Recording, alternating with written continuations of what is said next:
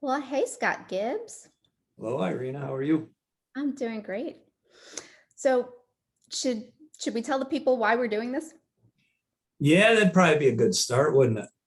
Something like two coaches walk into a barbecue joint and start talking all things life, I listening, like I etc. like it. Yeah, yeah.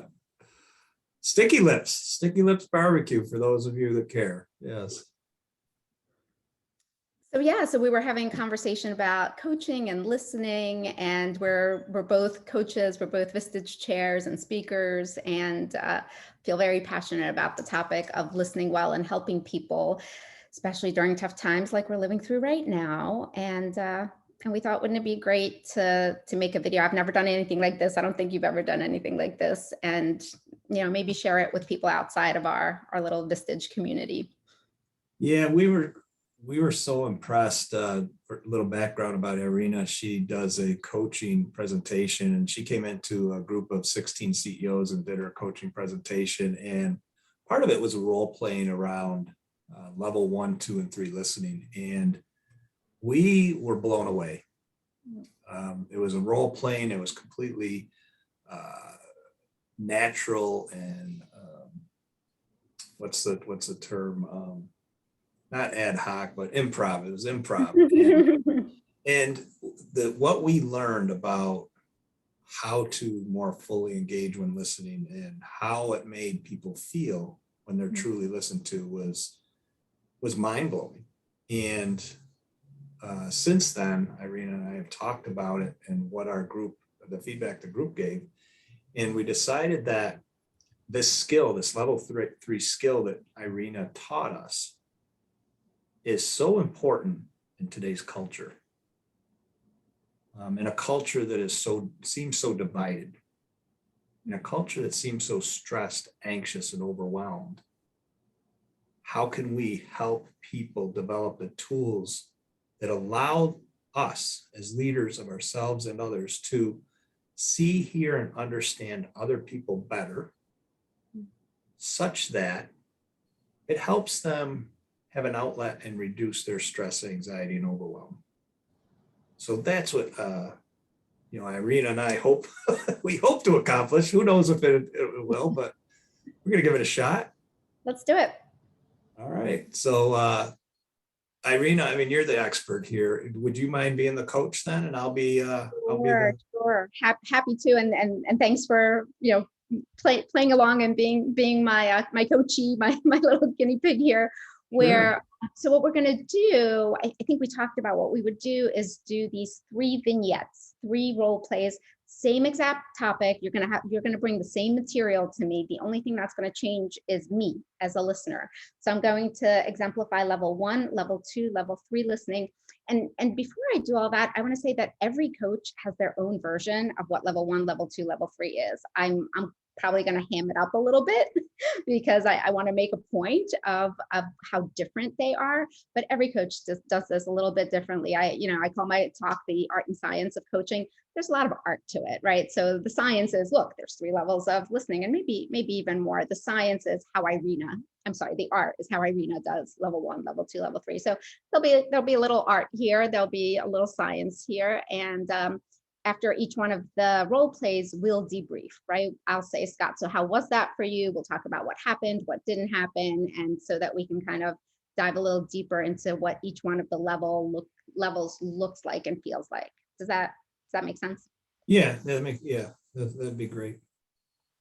Sounds good. So let's start level 1. Here we go. Okay. Hey, Scott, what's going on?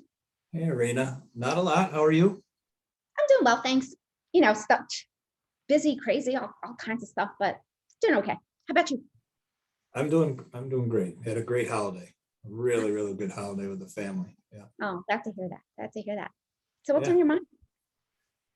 I'm finding myself wondering, with all the stress and anxiety out there in the world, Yep. how do I continue to live in peace? How do I not get entangled with the stress and anxiety of today's culture? How do I live more at peace? Yeah. Hmm. I don't know. Say a little more about that.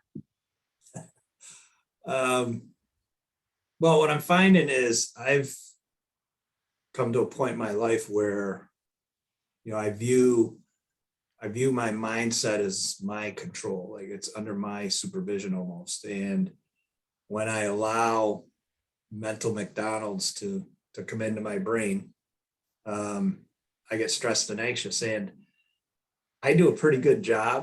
Hang on one second, Sky. Yeah. I want to hear what you're saying, but I was waiting for an important email. Hang on one second. Actually, keep going. Keep going.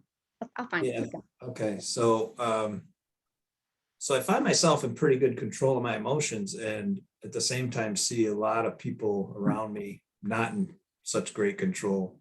Mm. And that kind of frustrates me. Yeah. Right. It makes me want to. You know what? I hear you. I'm frustrated too. I'm frustrated too. And you know what? One of my frustrations is that Delta just canceled a flight that I was supposed to be on tomorrow. So I need to go call them, but I want to come back and hear the rest of your story. Is that okay? Yeah, that's fine. Awesome. Thanks. Okay. Whew. All right. So cut scene. That was level 1. What did you experience? Literally, even though it's a role playing, I could feel offended, disrespected. I had butterflies. Yeah, isn't it so interesting, Scott? Because you've seen me do this role play before, and you Yeah. knew exactly what I was going to do, and I told you I was going to ham it up, and you know that we're friends and I care about you. But just those behaviors, the behaviors of me looking at my watch, the behavior of me picking up my phone, of me sighing, exasperated, right, scratching my head, like you could tell I was distracted, right? Level 1 listening is distracted listening. It's there's something or some things more important than you. And with my behaviors, boy, am I conveying that message loud and clear, aren't I? Yeah, and I know it was coming. Like I knew it was coming, and I still felt it. I'm like, so in my head, I'm like, well, Scott, you knew it was coming. Why are you feeling this way? And I'm still having a physical reaction to it, which is amazing to me because it's the second time I've see the process. I'll help you feel, sorry to interrupt, but I'll help you feel better. I was doing, look, I'm doing level 1 with you right now. I was doing this talk with a group where the chair had seen me do this 5 times. And he said, I swear to God, every single time I'm offended. And I know it's coming. I've seen this 5 times. And every single time I'm hurt and feel disrespected because you know what? I could do this 500 times. You don't stop being human. And the human animal responds to certain actions, behaviors, stimuli a certain way. And level 1 listening, all of these distracted behaviors that guess what? We're all doing. We're all doing these behaviors. You're not innocent of them, neither am I. We're all guilty of them, right? I mean, I was being emphatic about the fact that I was checking my phone, but tell me that you've gone the last 24 hours without at least glancing while somebody was talking to you. Sure, you haven't. I haven't either, right? So we're all guilty of these level 1 behaviors. What I want anybody within earshot and eyeshot to walk away with is there's no cheating the system. There's no cheating the human animal system. So whether you've seen this talk once, whether you've seen it 500 times, if you're on the receiving end of level 1, you're going to be hurt.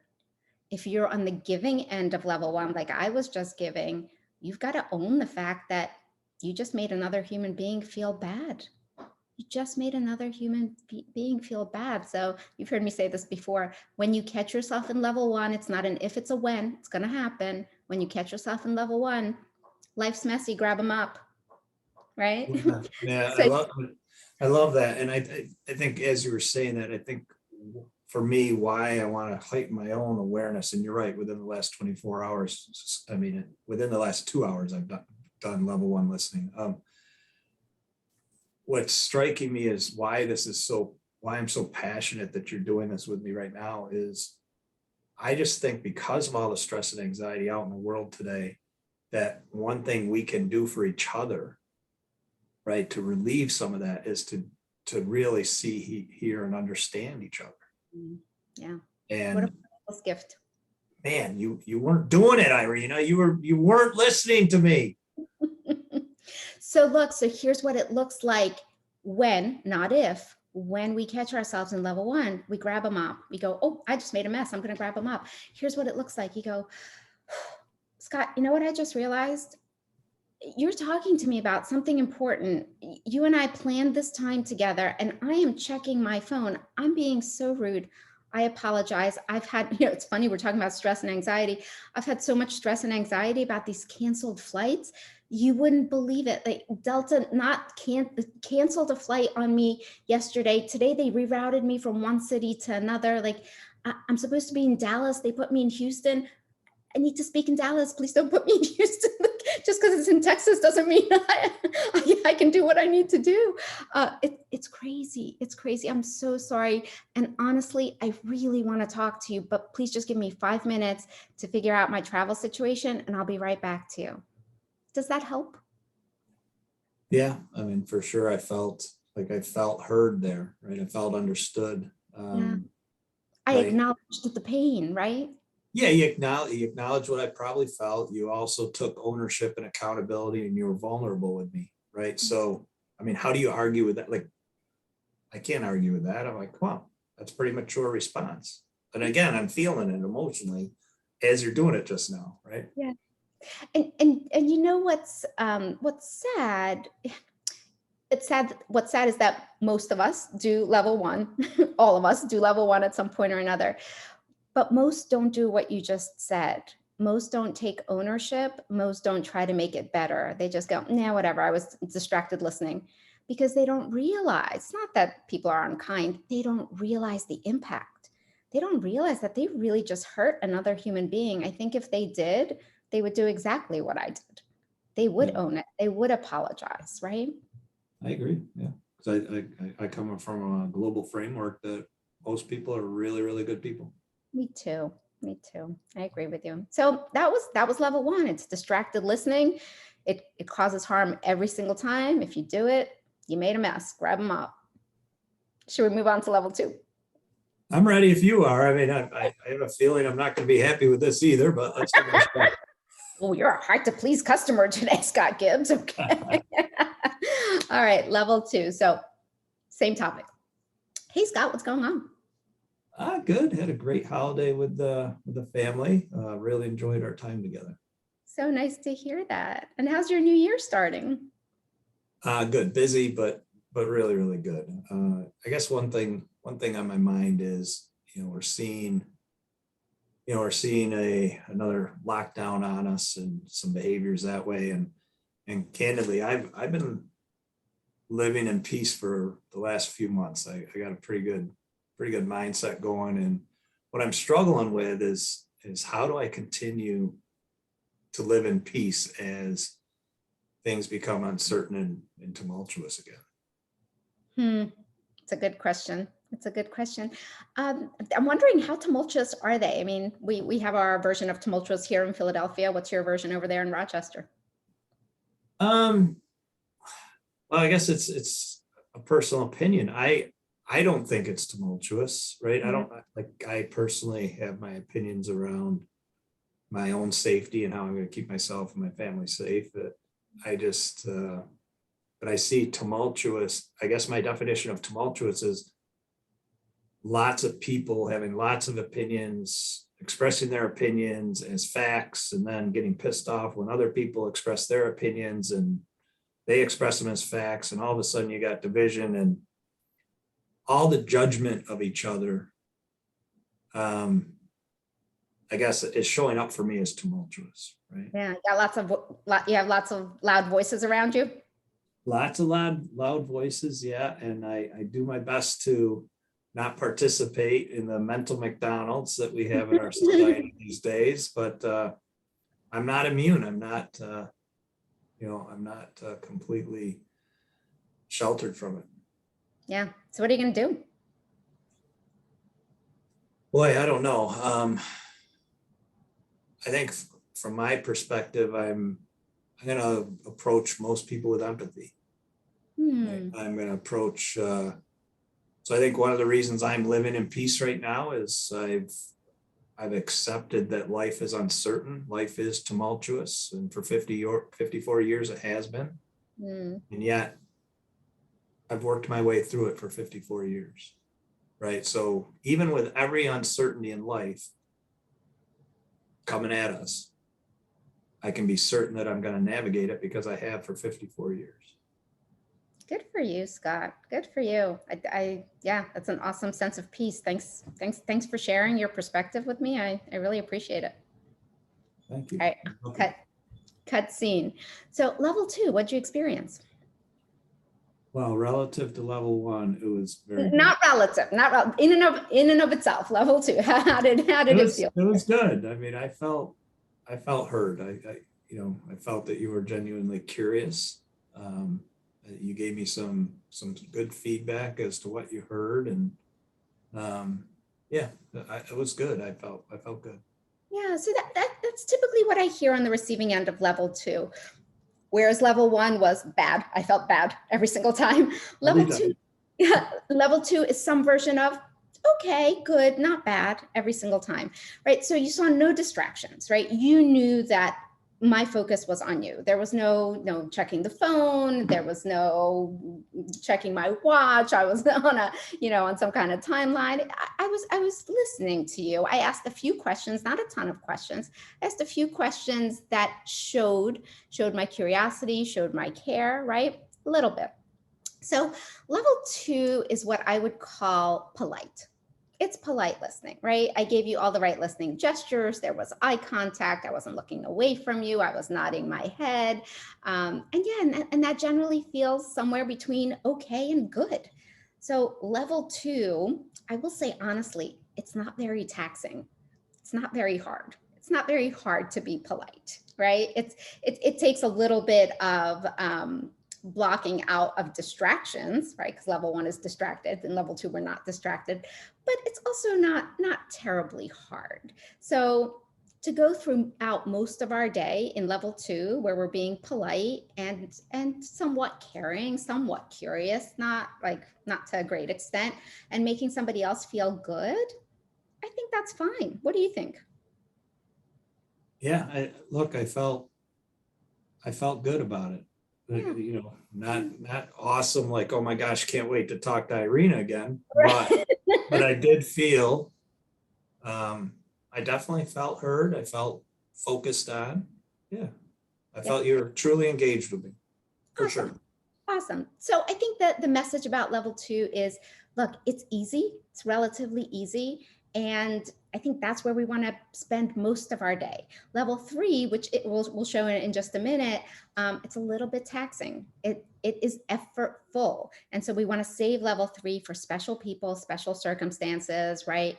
Our most precious people, personally and professionally, because we are not going to be doing this all throughout the day. And we'll debrief again when we do level 3, and we'll talk about why it's hard and why it takes effort and why we want to save it for special people. Great. Ready? I'm ready. All right. Hey, Scott, I have been waiting to talk to you all day. Let me just turn my phone off and throw it out of eyesight. I am all yours. What's going on, brother? Well, I had a great holiday. Oh, tell me about it. Well, got to spend a lot of time with my wife and boys, and we just, usually a pretty tough period for us with some of our family circumstances. Yeah, thank you. Appreciate that. At the same time, I think at one point, I think one of my sons said, man, what a great Christmas Eve we had. And we had a wonderful New Year's Eve, and just a lot of recognition how lucky we are, even in spite of our unluckiness. Mm. Yeah. You sound like my favorite kind of chocolate, bittersweet. That's probably a pretty fair way to say it. I think there's acknowledgement that life isn't perfect. We had that kind of acknowledgement that life hasn't been perfect for us. At the same time, we can look at how we responded, I think, pretty favorably. Yeah. Right? We're stronger as a unit. I sure hope you all are proud of yourselves, because I want to commend you and your wife and your boys for both acknowledging what hurts. You've traveled some very, very painful waters. I want to acknowledge you for saying, yeah, that was tough. That is tough. That's going to be tough for the rest of our lives. I also want to acknowledge you for savoring the sweet, right?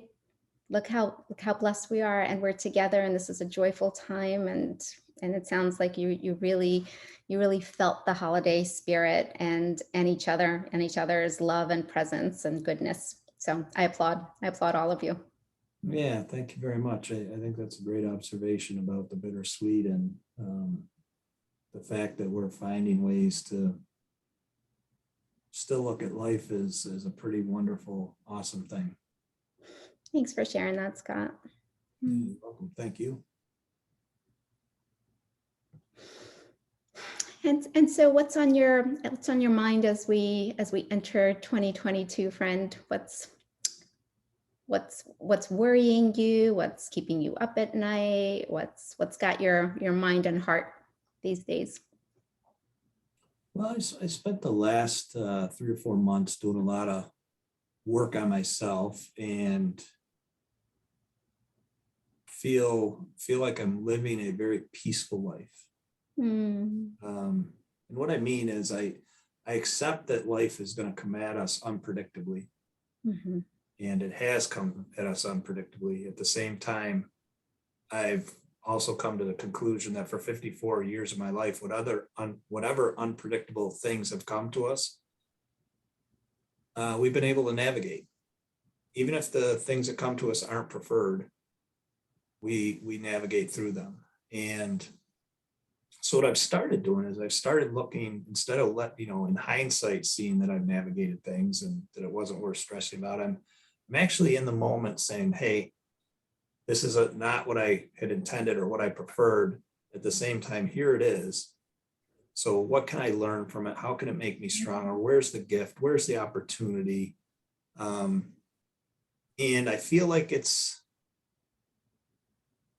I feel like it's a secret I want to share with the world, right? That I've learned that my life has always been uncertain, and that's never going to change. But what can change is my belief and understanding that whatever uncertainty life brings to me, I'll be able to navigate it.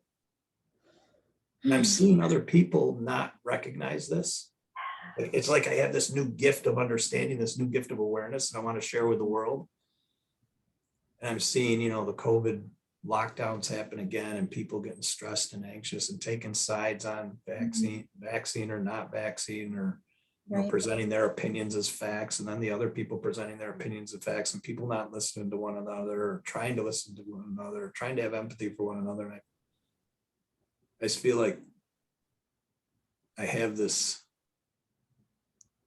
thing that I could share with people so that they could live in more peace too. And yeah, it's neat, Scott, your face lights up, and there's almost like this glow of peace that comes over you when you talk about this gift that you've discovered. And if I can just play back what I heard you say, you said that the gift is this new awareness of uncertainty, which has always been there for the whole 54 years of your life.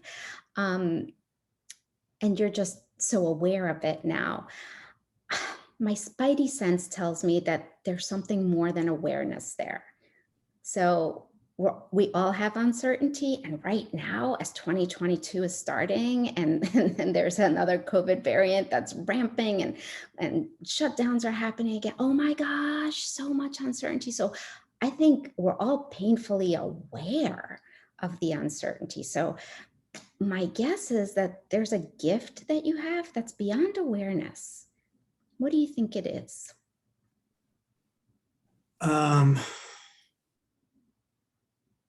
It's an additional awareness that our emotions are an outcome of our thoughts, right? So it's an additional awareness that I've been through periods of life where my thinking wasn't too good, and we call it mental McDonald's in some of the work I do. And if you're consuming mental McDonald's 24/7, 365, that's going to dictate your emotional situation. And I've come to recognize that the thoughts that I feed my mind, or the things that I let into my mind, will produce my emotions. Scott, can I ask for further clarification? Can we play with that concept of what we feed our minds? Because I think what you're saying is so brilliant. So there's mental McDonald's, right? The fast food French fries. And then let's counter that with a Power Greens shake. Give me an example of what feeding your mind mental McDonald's looks like. What are those thoughts? And give me an example of what are the Power Greens smoothie shake.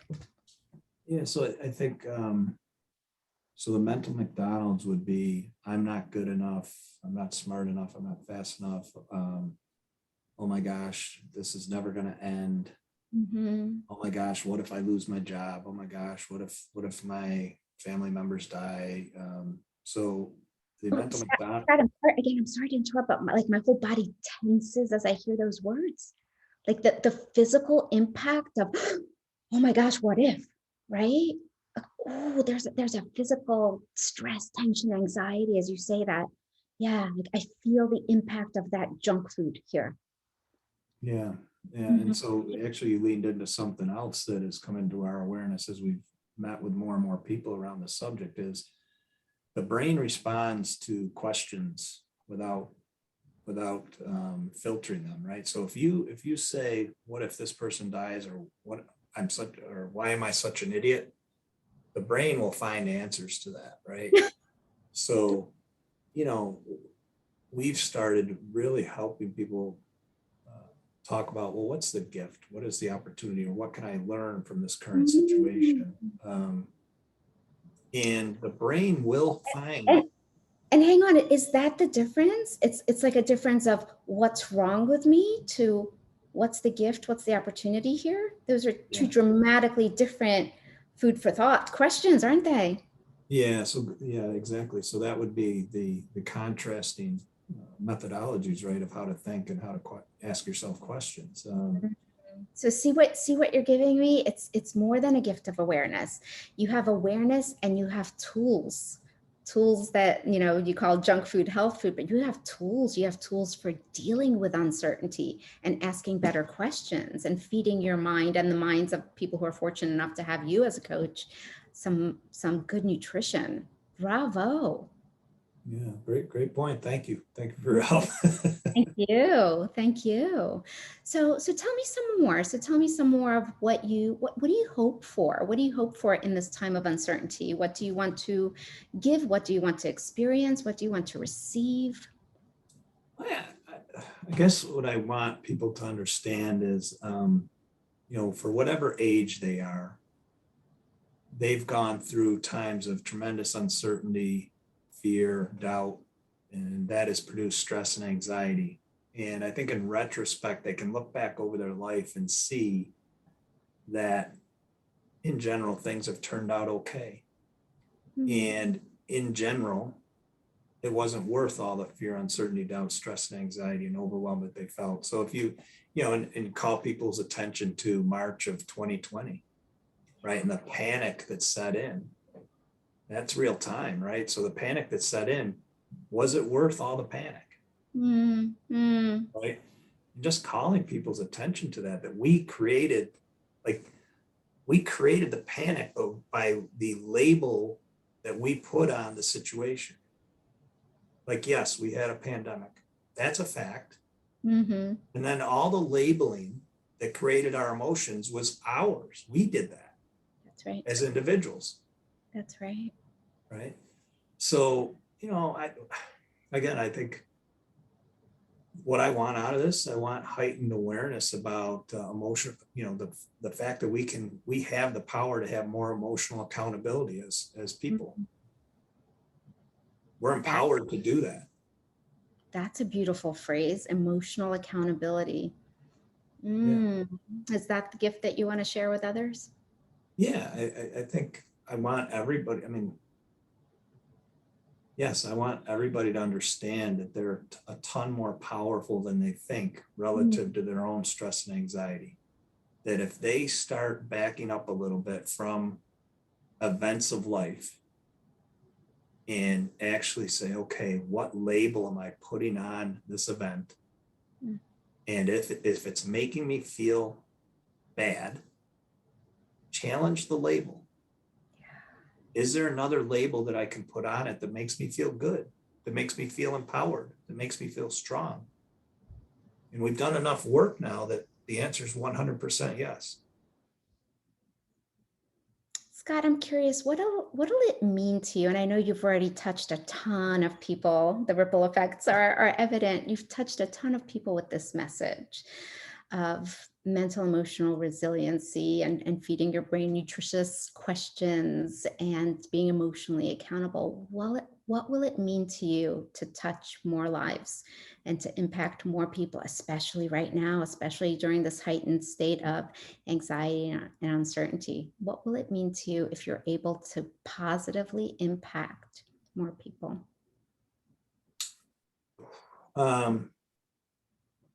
Everything. Because I feel without this awareness, people are just going to stay in suffering. And when I see people in suffering, I suffer. Mm. Especially if I know, and I know with 100% certainty at this point, that the suffering is self-created. So Isn't that the truth? yeah, I mean, I get frustrated, right? I get frustrated that there seems to be an aggregated assault on our emotions, and a lack of an aggregated counterattack to teach the people how they can be responsible for their own emotional accountability, their own emotional response to life. And thank God for people like you. Thank God for, no, really, thank God for people like you who understand it, conceptualize it, can put it into words that are so digestible and appealing, and spread that message in the world. Thank God for you. Thank you for hearing it. Thank you. Thanks, Scott. All right, cutscene, level 3. What did you experience? Love. So, I've done this demonstration hundreds of times, right? Every single time on the receiving end of, oh my gosh, I'm tearing up. every single time on the receiving end of level 3. And I'm tearing up because you're helping me with my mission, right? So I say that I go out in the world and I teach coaching skills. I teach love skills. I teach people how to connect. I teach people how to listen with their hearts and souls, right? I talk about coaching as a mind, body, spirit sport, right? And I say, if you're going to coach well, if you're going to do this level 3 thing, which takes intention and it takes effort, it's mind, body, spirit. Your body matters. You're leaning, you're all in, your attention is right here. Your mind matters. The kinds of questions you ask matter. Your heart matters. You need to care about the person that you're trying to help, or it's not level 3, it's level 2 or level 1.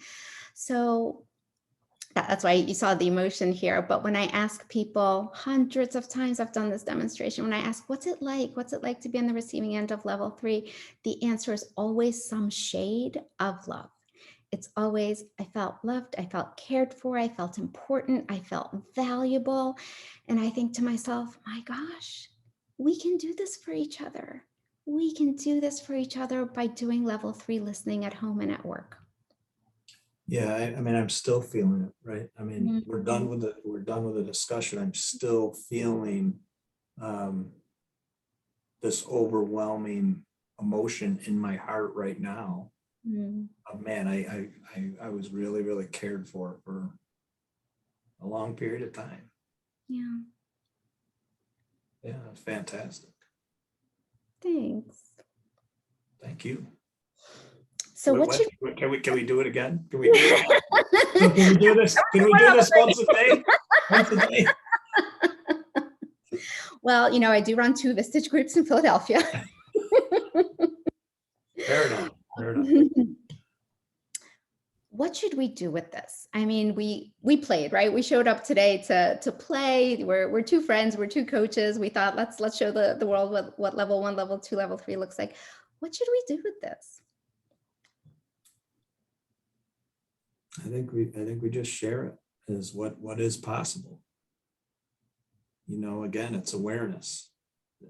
Not for nothing, but when you came presented to our group, we have non-negotiables in our group about listening, right? And as deep as as high performing as we are, and we can be higher performing after your session, right? So our big non-negotiables, we don't interrupt one another, because we know interrupting speaks of disrespect. Like the receiver of an interruption feels disrespected 100% of the time. And after your session, we were like, man, we have a lot of work to do. And these are good people. They're in my group because they're good people. Like, I really liked your group. yeah, they're really good people. And we have a lot of work to do. Right? We all do. And not just in our group, but with our families, right? With our friends. So it's not for lack of being a good person. It's for lack of being taught and having this type of awareness presented to them. Right? Yeah. So why don't we end with intentions? So if we're going to share this video, let's set some intentions. My intentions, my hopes would be that people watch and get two primary things out of it. One is the content of what you shared, the content of ask yourself good questions, not what's wrong with me, but what's here now, what's the opportunity, what can I do with this? Lower the stress bar on all of the anxiety and uncertainty that's here, because it's always been here. It will always be here. You get to control you. So yeah, that's my first intention, and hope that people get that. And my second one is that if they're talking to somebody that they really care for, mind, body, spirit, all in, level 3, go. Yeah, I agree. In fact, I want to highlight something you said that actually got a ton of good feedback from our team. And that was, we can't, or maybe we can, but it's hard to spend 8 hours, 10 hours a day in level 3 listening. Right? Level 2 listening is good enough most of the time. Just fine. Just Right. fine. Coast on through most of your day in level 2. Save it. Save level 3 for the people that you want to get sweaty for. Okay. Yeah. Because it takes effort. Yeah, that's a distinction that I think was really, really valuable for us, Irina. Really valuable. We talked about it a bit, and it actually helped them relabel, right? Some things that were stressing them out, because look, they haven't been trained in coaching. Yet they recognize that, level 2, level 3 listening is required in a lot of coaching sessions. So they were thinking that they had to coach, 90% of the day. And you said, we're going to be managing the bulk of our day, and we're going to coach in a smaller portion. And that just put, that labeling put things at ease for our team. Oh, I'm glad. Yeah, I wish I could somehow quantify the impact that you had on us, but it was big. Thank you. I appreciate it. Well, Well, I'm appreciating the lasting connection. Let's stay in touch. I'm sending much love to you and your family, and wishing you a happy new year. You too, Irina. Thank you so much. Absolutely.